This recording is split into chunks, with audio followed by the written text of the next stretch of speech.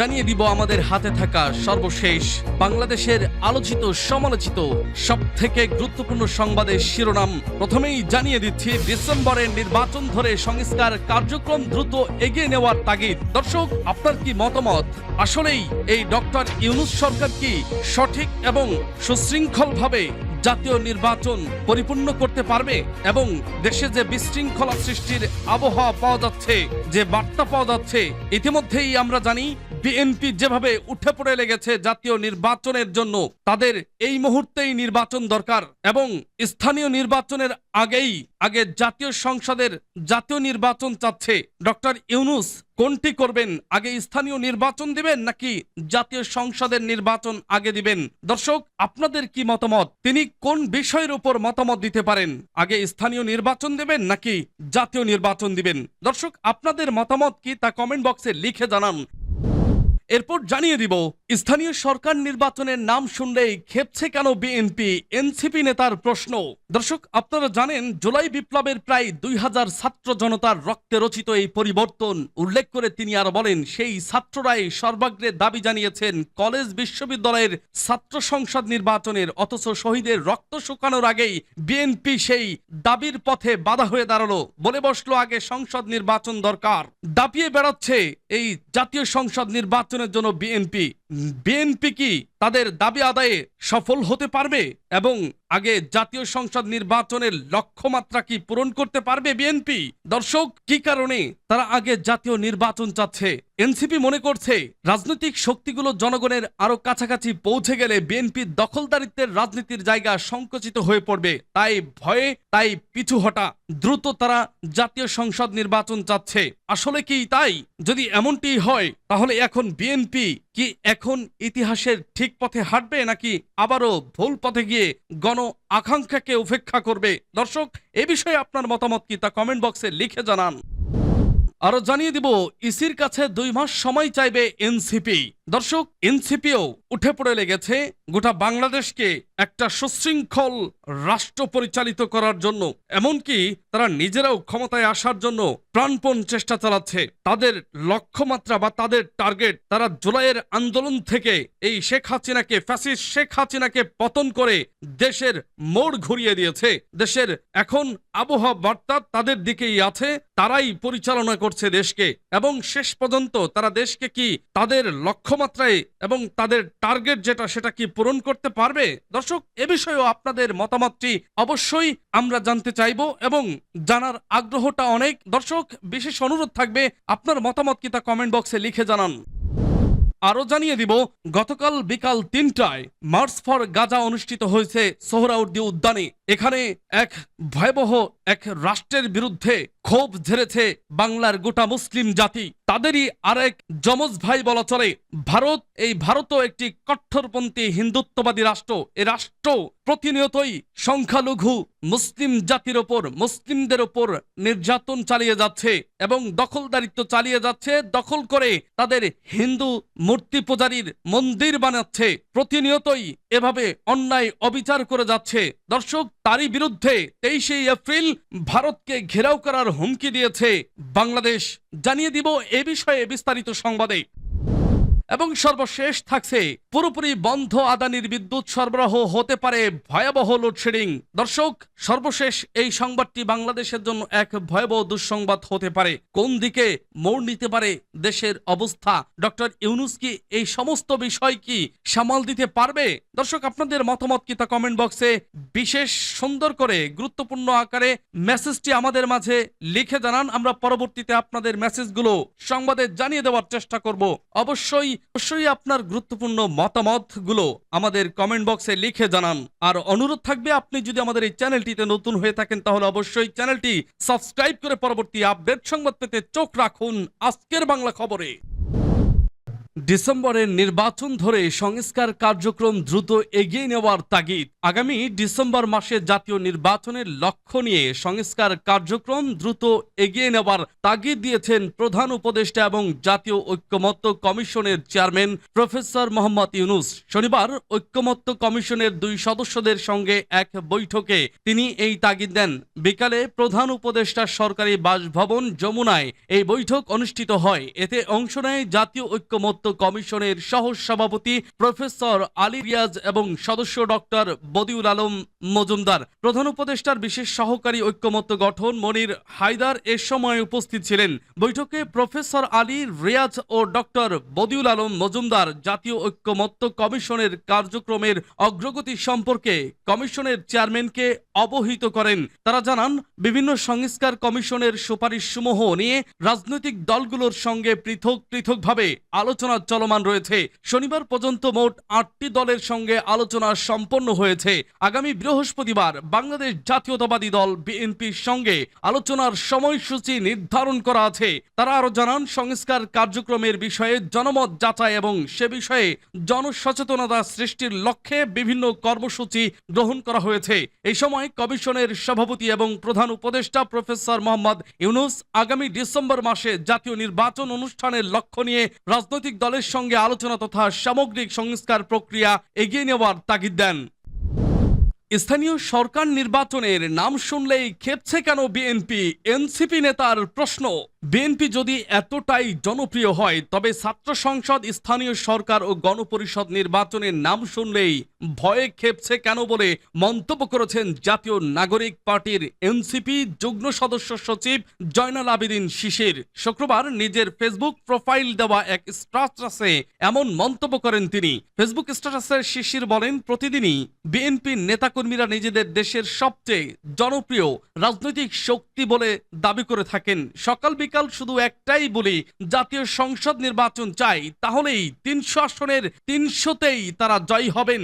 ভালো কথা, এতই যদি জনপ্রিয়তা থাকে তাহলে ছাত্র সংসদ নির্বাচন, স্থানীয় সরকার নির্বাচন বা নতুন সংবিধান প্রণয়নের লক্ষ্যে গণপরিষদ নির্বাচনের প্রস্তাব এলেই বুক কাঁপে কেন? আতঙ্কিত হয়ে পড়েন কেন? জনপ্রিয়তা তো সকল স্তরের নির্বাচনে প্রকাশিত হওয়ার কথা। তিনি বলেন, যেসব সম্মানিত ভোটাররা জাতীয় নির্বাচনে বিএনপিকে বিজয়ী করার জন্য অধীর আগ্রহে অপেক্ষা করছেন, তারা কি ছাত্র সংসদ, ইউনিয়ন পরিষদ, উপজেলা, জেলা কিংবা সিটি কর্পোরেশনের নির্বাচনে বিএনপিকে ভোট দেবেন না? যদি জনপ্রিয়তার প্রতি এত কনফিডেন্স থাকে তাহলে বিএনপির এই পিছুটান কেন? নাকি বিএনপি নিজেই জানে এসব নির্বাচনে তারা মুখ থুবড়ে পড়বে?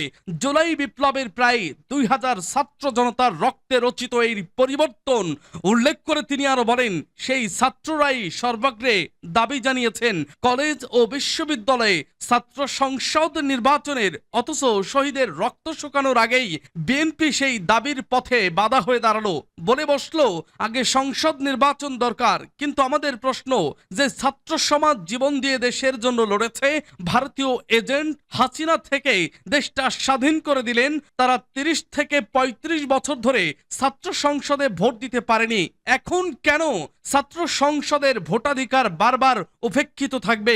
এনসিপির এই নেতা বলেন, আমাদের মনে রাখতে হবে 1991 সালে বিএনপি ক্ষমতায় এসেই ছাত্র সংসদ নির্বাচন বন্ধ করে দেয়। 2001 সালে আবার ক্ষমতায় গিয়েও তা চালু করেনি। কেন করেনি? কোন গণতান্ত্রিক মূলনীতি বলে দেশের ভবিষ্যৎ নেতৃত্ব গঠনের সেই প্ল্যাটফর্ম ধ্বংস করে দেওয়া যায়। বারবার ছাত্র সংসদ নির্বাচনে ছাত্র সমাজের ভোটাধিকার হরণ করে যাচ্ছে না বিএনপি।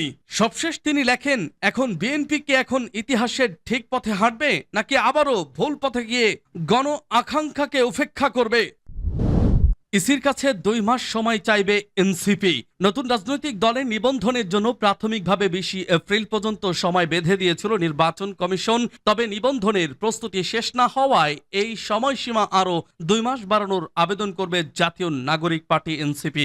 এনসিপির সিনিয়র যুগ্ম আহ্বায়ক আরিফুল ইসলাম আদিব জানান, নিবন্ধন সম্পর্কিত কাজের জন্য একটি বিশেষ দল গঠন করা হয়েছে, যারা শিগগিরই ইসির সঙ্গে যোগাযোগ করবে। জুলাইয়ের গণ অভ্যুত্থানের ছাত্র নেতাদের অংশগ্রহণে গঠিত এনসিপি গত 28 ফেব্রুয়ারি আনুষ্ঠানিকভাবে আত্মপ্রকাশ করে। এর কিছুদিন পরেই নতুন রাজনৈতিক দলগুলোর কাছে নিবন্ধনের আবেদন আহ্বান করে গণবিজ্ঞপ্তি দেয় ইসি। আবেদনপত্র জমা দেওয়ার শেষ তারিখ নির্ধারণ করা হয় 20 এপ্রিল। এদিকে ইসির এই গণবিজ্ঞপ্তির বৈধতা নিয়ে হাইকোর্টে রিট দায়ের করেছে রাষ্ট্র সংস্কার আন্দোলন। 18 মার্চ ওই রিটের প্রাথমিক শুনানি নিয়ে রুল সহ আদেশ দেন আদালত। রিটকারী পক্ষের আইনজীবী আবেদা গোলরোগ জানান, হাইকোর্ট গণবিজ্ঞপ্তির কার্যকারিতা স্থগিতের পাশাপাশি রুল জারি করেছেন। তবে এই স্থগিতাদেশ শুধু রাষ্ট্র সংস্কার সংস্কার আন্দোলনের ক্ষেত্রে প্রযোজ্য হবে। এনসিপির একাধিক কেন্দ্রীয় নেতা জানান, তারা নিবন্ধনের জন্য প্রয়োজনীয় সব শর্ত পূরণে কাজ করে যাচ্ছেন। এসব কাজের মধ্যে দলের গঠনতন্ত্র চূড়ান্ত করার পাশাপাশি আছে কেন্দ্রীয়, জেলা ও উপজেলা পর্যায়ে কার্যালয় স্থাপন এবং বিভিন্ন কমিটি গঠন করা।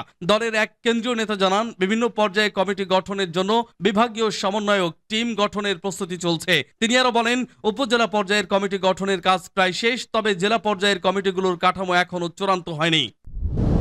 23 এপ্রিল ভারতীয় দূতাবাস অভিমুখে গণমিছিল করবে খেলাফত মজলিস। ভারতের সংসদে পাশ হওয়া বিতর্কিত ওয়াকফ সংশোধনী বিল 2025 বাতিল ও ভারত জুড়ে অব্যাহত মুসলিম নিধনের প্রতিবাদে আগামী 23 এপ্রিল ঢাকার ভারতীয় দূতাবাস অভিমুখে গণমিছিল ও স্মারকলিপি প্রদান করবে বাংলাদেশ খেলাফত মজলিস। আজ শনিবার পল্টনের দলীয় কার্যালয়ের অনুষ্ঠিত দলের কেন্দ্রীয় নির্বাহী পরিষদের বৈঠকে এই কর্মসূচি গ্রহণ করা হয়। খেলাফত মজলিসের মিডিয়া সমন্বয়ক মাওলানা হাসান জুনাইদের পাঠানো এক সংবাদ বিজ্ঞপ্তিতে বিষয়টি জানানো হয়েছে। বৈঠকে সভাপতির বক্তব্যে দলের আমির মাওলানা মামুনুল হক বলেন, হিন্দুত্ববাদী বিজেপি সরকার দীর্ঘদিন থেকে ভারত জুড়ে মুসলিম নিধন চালিয়ে আসছে।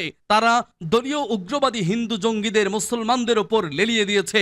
যখন তখন মুসলিমদের ভিটামাটি দখল করে নিচ্ছে, মুসলমানদের ব্যক্তিগত ওয়াকফকৃত সম্পত্তি দখল করে কিংবা অবৈধ অধিগ্রহণ করে সেখানে মন্দির সহ বিভিন্ন স্থাপনা তৈরি করছে। তাতেও তাদের লোভী মনের তৃষ্ণা মেটেনি। তিনি বলেন, এবার এসব দখল ও অধিগ্রহণকে আইনি কাঠামো দিতে ওয়াকফ সংশোধনী বিল 2025 পাশ করেছে। আমরা ইতিমধ্যে এসব পদক্ষেপের বিরুদ্ধে আমাদের ক্ষোভ ও নিন্দা জানিয়েছি। ভারত জুড়ে মুসলমানরা এই বিলের বিরুদ্ধে বিক্ষোভে ফেটে পড়েছে। এই বিল মূলত মুসলিমদের ধর্মীয় আইন ও অধিকারে হস্তক্ষেপ। মুসলিম বিশ্বের উচিত ভারত রাষ্ট্র কর্তৃক মুসলিম নিধন ও মুসলমানদের ধর্মীয় বিষয়ে হস্তক্ষেপের বিরুদ্ধে সোচ্চার হওয়া। তিনি আরো বলেন, ভারত সরকার ও তার নিম্নরুচির মিডিয়াগুলো বাংলাদেশে সংখ্যালঘু নির্যাতনের মিথ্যা প্রপাগান্ডা ধারাবাহিকভাবে বিশ্বব্যাপী অপপ্রচার করে আসছে। মূলত ভারতে মুসলিম নির্যাতনের বিষয়ে বাংলাদেশ সরকারের নির্লিপ্ততা তাদের অপপ্রচারে আশকারা দিচ্ছে।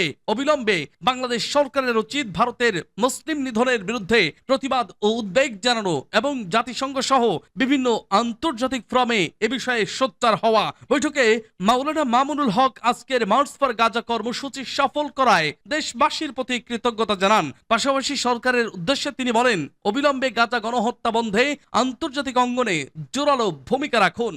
পুরোপুরি বন্ধ আদানির বিদ্যুৎ সরবরাহ, হতে পারে ভয়াবহ লোডশেডিং। কারিগরি ত্রুটির কারণে ভারতের ঝাড়খণ্ড রাজ্যের গোড্ডায় আদানির কেন্দ্র থেকে বিদ্যুৎ সরবরাহ পুরোপুরি বন্ধ হয়ে গেছে। বিদ্যুৎ কেন্দ্রটিতে 1600 মেগাওয়াট সক্ষমতার 2টি ইউনিট রয়েছে, যা এখন বন্ধ রয়েছে। গত 8 এপ্রিল আদানির প্রথম ইউনিট থেকে বিদ্যুৎ সরবরাহ বন্ধ হয়ে যায়, আর দ্বিতীয় ইউনিট বন্ধ হয়েছে গতকাল শুক্রবার দিবাগত রাত 1টার দিকে। এতে বিদ্যুৎ সরবরাহে ঘাটতি তৈরি হয়েছে। বাংলাদেশ বিদ্যুৎ উন্নয়ন বোর্ডের সদস্য জহুরুল ইসলাম বলেন, আদানির বিদ্যুৎ কেন্দ্রের ত্রুটির কারণে 2টি ইউনিট থেকেই বিদ্যুৎ সরবরাহ বন্ধ রয়েছে। ঘাটতি পূরণে গ্যাস ও তেল ভিত্তিক বিদ্যুৎ কেন্দ্রের উৎপাদন বাড়ানো হয়েছে। Power grid company Bangladesh PGCB সূত্র থেকে জানা গিয়েছে, বিকেল 3টা নাগাদ দেশে বিদ্যুতের চাহিদা ছিল 14,000 মেগাওয়াট। এ সময় সরবরাহ দেওয়া হয় 13,552 মেগাওয়াট। বিদ্যুৎ উৎপাদন ও সরবরাহে এ সময় ঘাটতি ছিল 450 মেগাওয়াট। বিদ্যুৎ উন্নয়ন বোর্ডের এক কর্মকর্তা বলেন, আদানির বিদ্যুৎ কেন্দ্র থেকে সর্বোচ্চ 1400 মেগাওয়াট পর্যন্ত বিদ্যুৎ পাওয়া যাচ্ছিল। 8 এপ্রিলের পরও 750 মেগাওয়াটের বেশি সরবরাহ করা হয়েছে। এখন আর কোনো বিদ্যুৎ আসছে না। আজ শনিবার সন্ধ্যায় একটি ইউনিট চালু করার কথা রয়েছে। বিদ্যুৎ কেন্দ্র থেকে সরবরাহ শুরু না হলে আগামীকাল রবিবার লোডশেডিং আরও বাড়তে পারে। ঘাটতি মেটাতে পেট্রোবাংলার কাছে বাড়তি গ্যাস সরবরাহ চেয়েছে পিডিবি।